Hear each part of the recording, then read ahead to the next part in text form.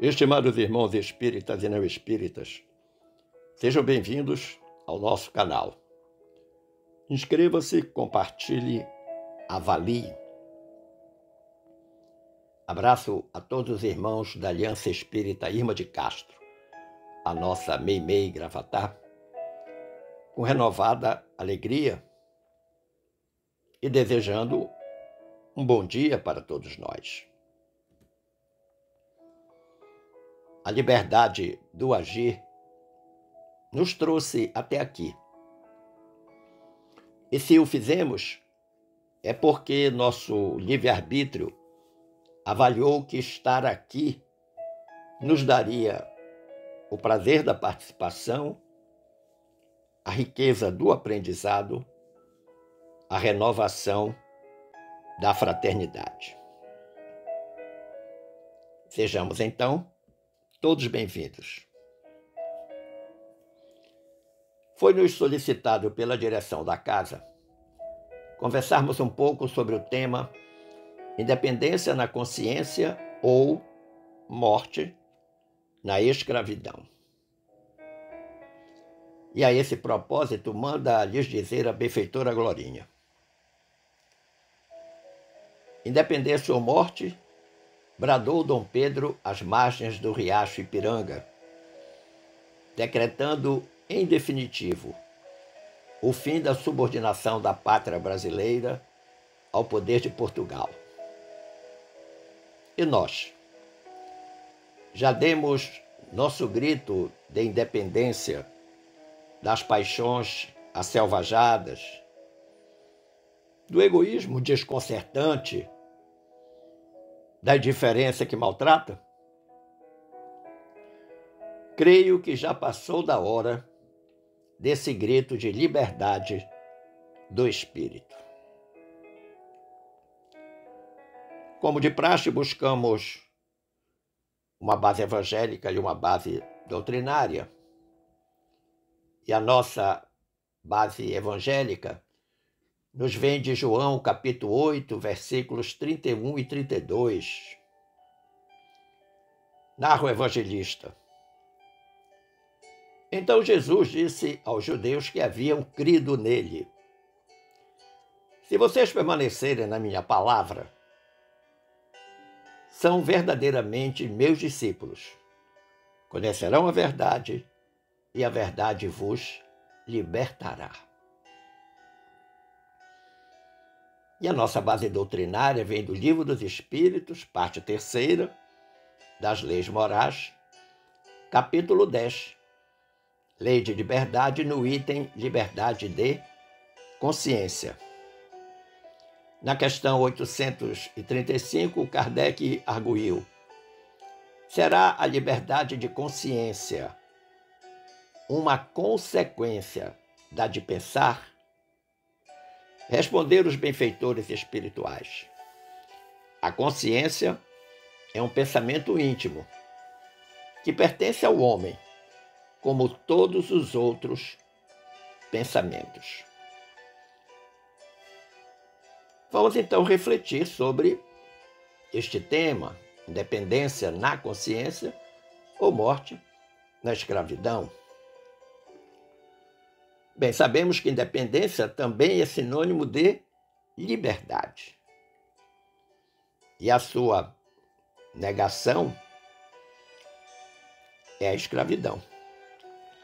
Todo aquele que não se sente livre, com absoluta certeza escravo, está. O grande músico e compositor Bob Marley disse certa vez: liberte-se da escravidão mental. Ninguém, além de você mesmo, pode libertar sua mente. Olha que interessante. Somente cada um de nós tem a prerrogativa, a possibilidade, o dever e o direito de libertar a própria mente. Libertar a mente, por exemplo, dos maus pensamentos. Liberdade é a faculdade que permite o indivíduo decidir ou agir conforme sua própria vontade. E aí eu lhe pergunto, você se considera livre? Você pode dizer, eu penso no que eu bem entendo. É uma forma de liberdade.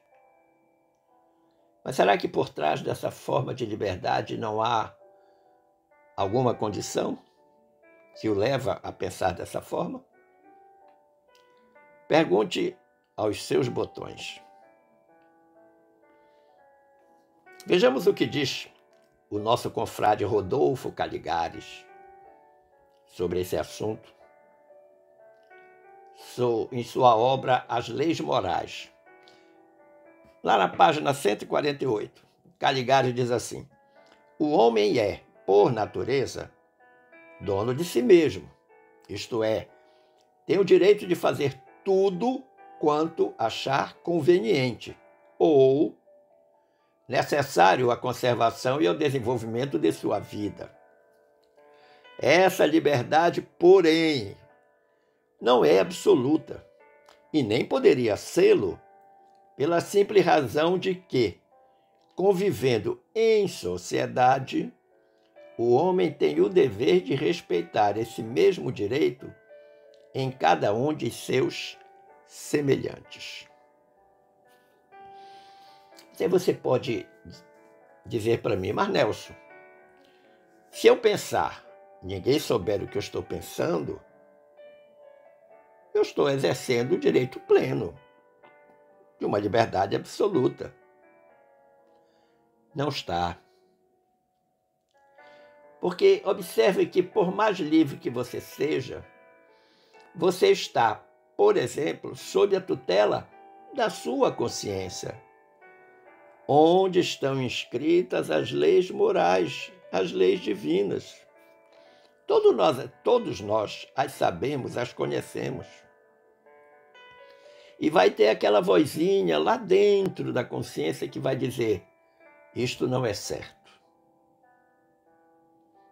Talvez essa seja a razão do Caligares ter dito que essa liberdade não é absoluta.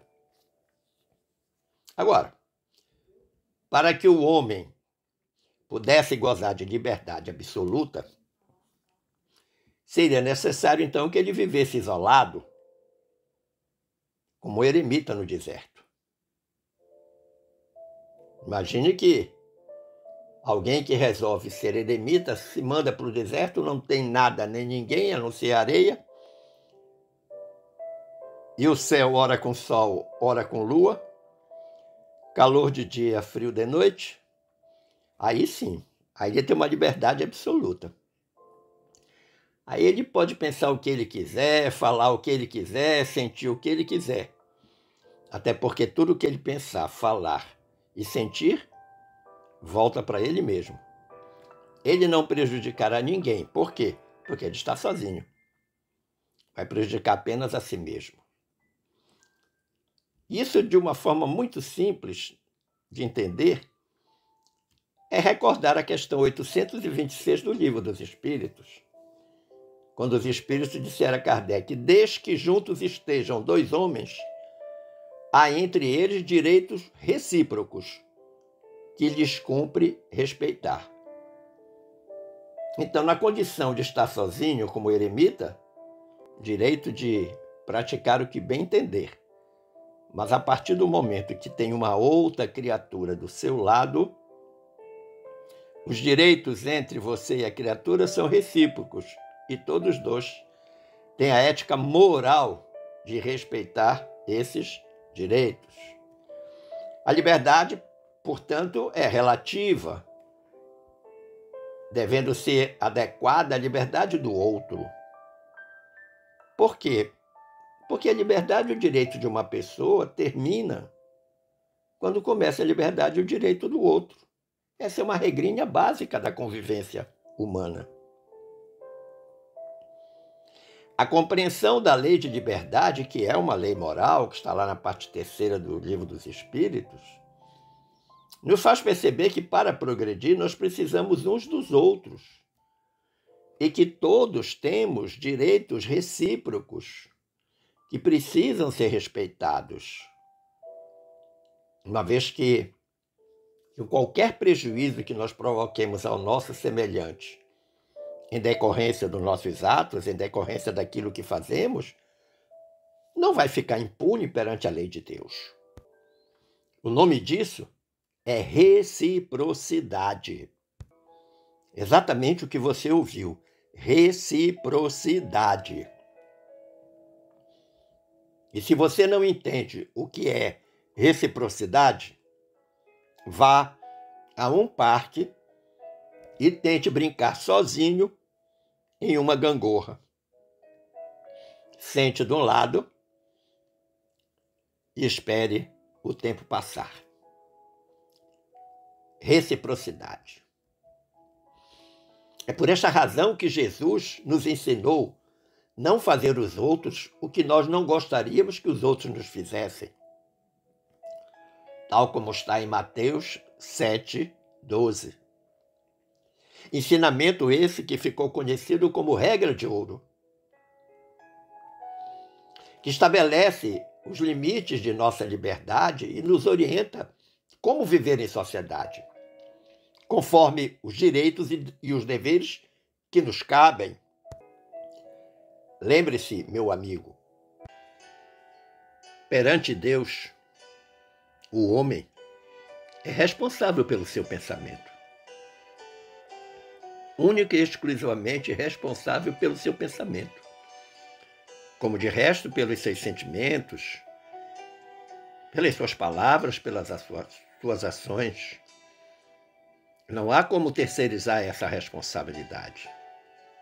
Eu não posso dizer que o que eu pensei é responsabilidade do meu amigo, do meu filho, da minha esposa. Não posso fazer isso. Agora vejamos a diferença entre liberdade de pensar e liberdade de consciência, considerando aqui liberdade de consciência como independência na consciência.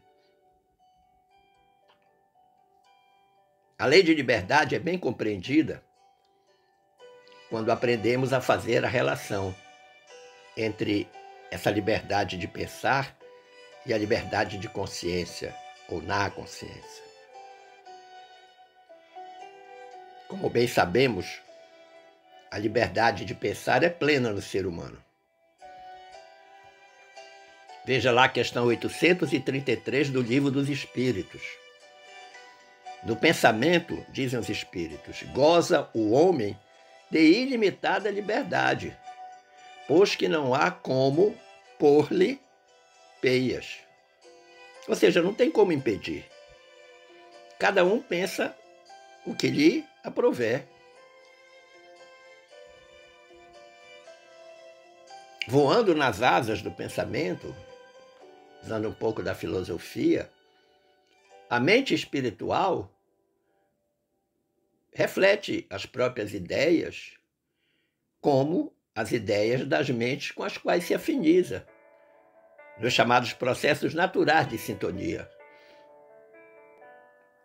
O que eu penso, espíritos que pensam semelhantemente afinizam-se com o pensamento que eu estou emitindo, porque pensamento é energia, não vamos esquecer disso.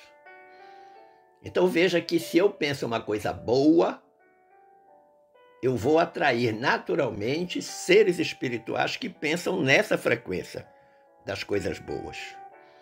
Mas se eu pensar uma coisa enviesada, má, naturalmente eu vou atrair companhias espirituais que vibram nessa mesma frequência.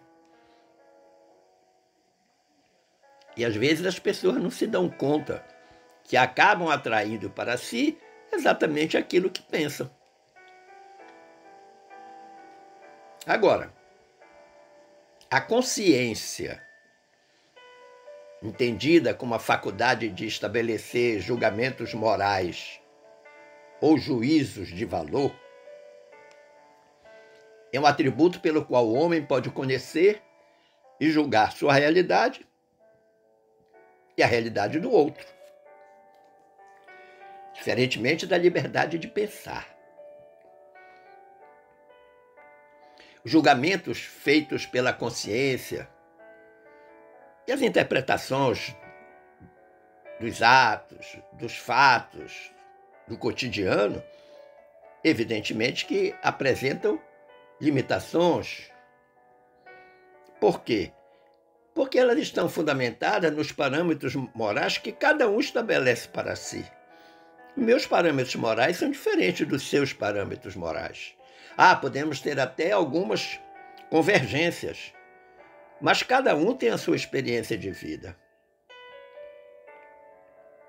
E tudo aquilo que nos acontece, de uma certa forma, agrega valor à nossa consciência, às coisas boas, claro.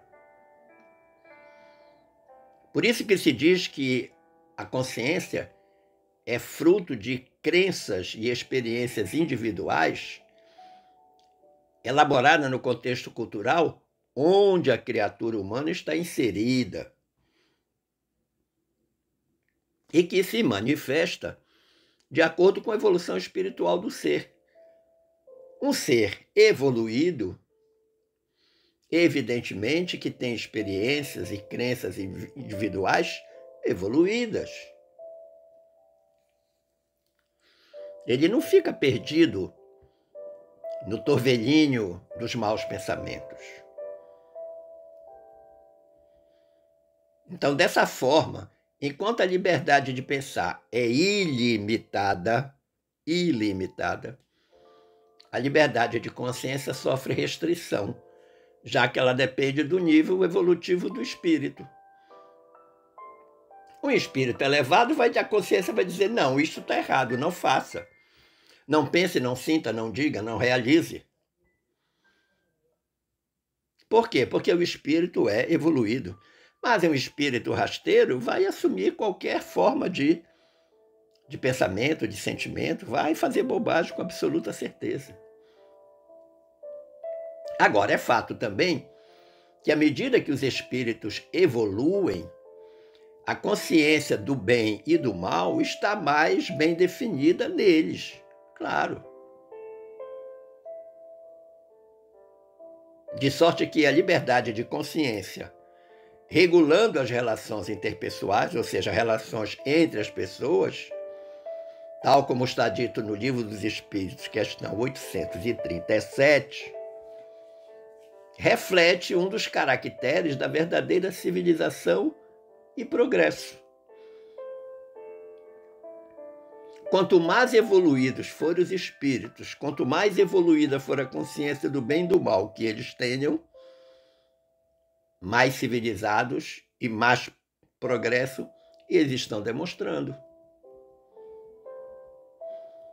Uma consciência não esclarecida pode alimentar ideias malsãs, gerar e provocar ações moral e eticamente abusivas, resultando daí a manifestação de sofrimentos, de desarmonias, não apenas para o portador dessa consciência, mas também para o próximo, para aqueles que estão próximo à criatura que está agindo dessa forma. Os embaraços, a liberdade de consciência, a propagação de doutrinas perniciosas e a escravidão humana são exemplos de desvios provocados por espíritos absolutamente imperfeitos, ainda dominados pelo orgulho e pelo egoísmo. E quando é que eles chegam junto de cada um de nós? Quando nós vibramos na frequência deles. Por isso que os nossos sentimentos e os nossos pensamentos devem sempre ser elevados. E quando alguma coisa enviesada aparecer,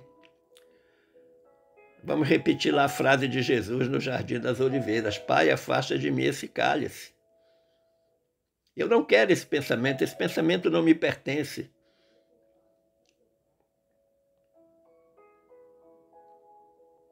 Nós devemos sempre agir com cautela quando nós condenamos as ações alheias, as ideias ou a crença das pessoas, a fim de que nós não atentemos contra a liberdade de consciência. Porque muitas vezes nós julgamos os outros. condenamos os outros. E nem sabemos por que eles estão agindo assim. Mas nós fazemos essa condenação exatamente baseado nos nossos valores. E muitas vezes nós achamos que os nossos valores têm que ser os valores de todo mundo. E não são. Nós vamos precisar respeitar isso. O oposto da independência, da liberdade na consciência é a morte, na escravidão.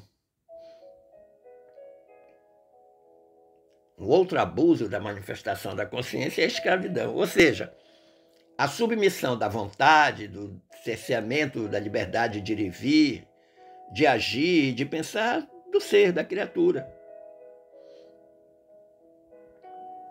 A escravidão, independentemente das formas em que se manifeste, é contrária à lei de Deus, porque é um abuso de força, mesmo quando faz parte dos costumes de um povo.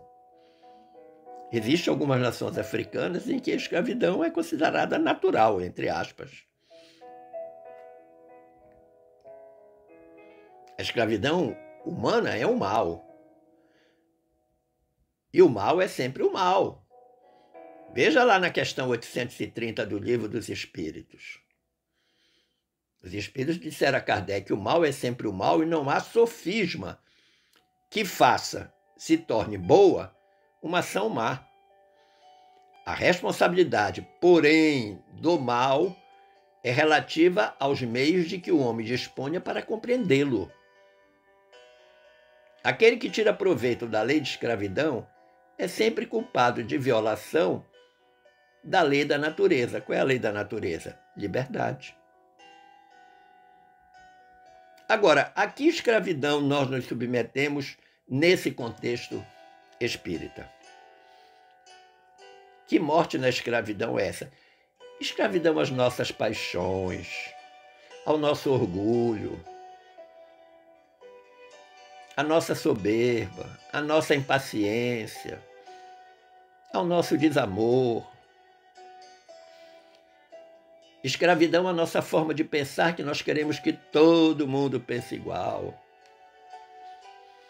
O Rodolfo Caligares, que eu falei anteriormente, lá na obra As Leis Morais, ele diz assim: de século para século, menos dificuldade encontra o homem para pensar sem peias.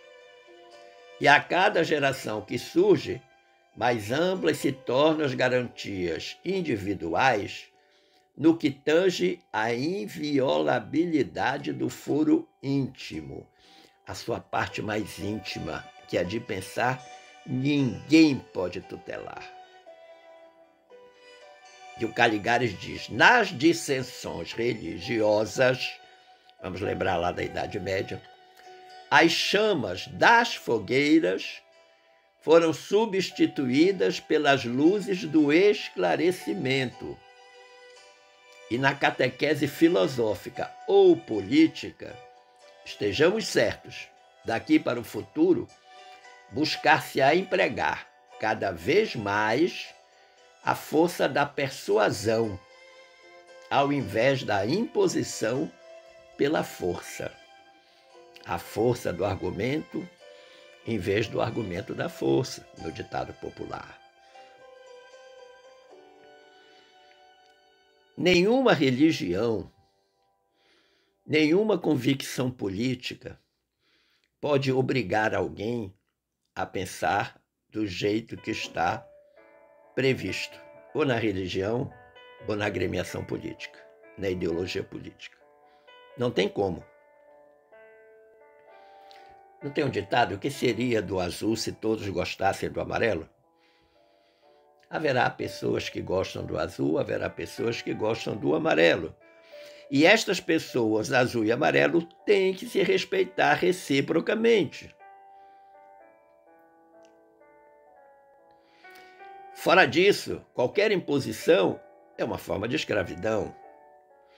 Muitas vezes nós escravizamos as pessoas pelas nossas ideias.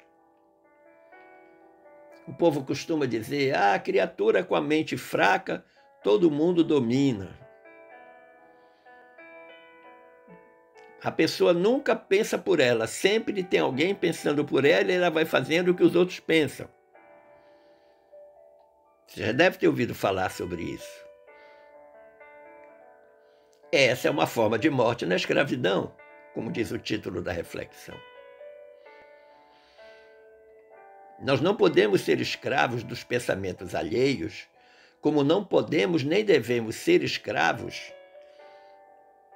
das influências espirituais negativas. Agora, não esqueça, as influências espirituais negativas só chegarão até você se você mandar buscá-las. Pela frequência, pela vibração, pela sintonia. Caso contrário, elas não lhe alcançarão e você sempre terá independência na consciência. Conclusivamente, meu amigo, vamos ficar com Paulo apóstolo, em sua carta aos Gálatas, capítulo 5, versículo 1. Paulo diz assim: estais, pois, firmes na liberdade com que o Cristo nos libertou, e não vos submetais de novo ao jugo da escravidão. Olha que interessante. Paulo lembrando que Jesus, de uma certa forma, libertou as criaturas daquela forma equivocada de pensar, substituindo aquela lei do mais forte pela lei de amor. E a lei de amor é seguramente a maior expressão de liberdade que nós podemos ter. Por outro lado, o desamor é a maior expressão de escravidão. Então Jesus ensinou que nós temos a obrigação ética e moral de fazer valer o reino de Deus que está entre nós. Que tudo que nós plantarmos, nós haveremos de colher. Plantarmos coisas boas, colheremos coisas boas. Liberdade na consciência. Plantarmos coisas más, colheremos coisas más. Morte na escravidão. Simples assim. Esperando ter contribuído para o entendimento desse tema e agradecendo o carinho da atenção e das boas vibrações dispensadas, eu desejo que fiquemos todos em paz com Jesus.